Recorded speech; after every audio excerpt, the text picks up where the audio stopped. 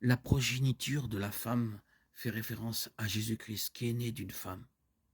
L'inimitié ou l'hostilité et la haine dont il est question ici sont entre Satan et Christ.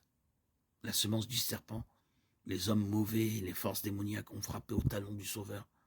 Lorsque Judas, les pharisiens, la populace et les Romains ont conspiré pour condamner Jésus à être crucifié. Mais sa blessure ne fut pas l'acte final. Il ressuscita le troisième jour, ayant payé le prix du péché de tous ceux qui croiraient en lui.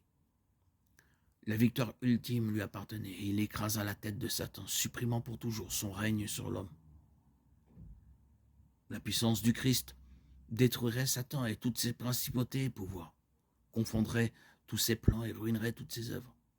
La puissance de la croix écraserait tout l'empire de Satan, le dépouillerait de son autorité, en particulier de son pouvoir sur la mort et de sa tyrannie sur les corps et les âmes des hommes. Tout cela fut accompli par le Christ incarné lorsqu'il souffrit et mourut pour les âmes des hommes. Hébreux chapitre 2, versets 14 à 15.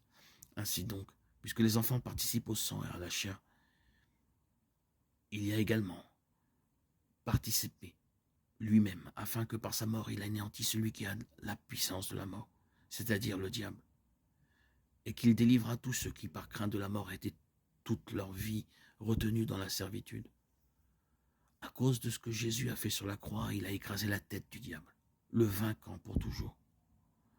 Le proto-évangile nous montre que Dieu avait toujours à l'esprit le plan du salut et nous a informés de son plan dès que le péché est entré dans le monde.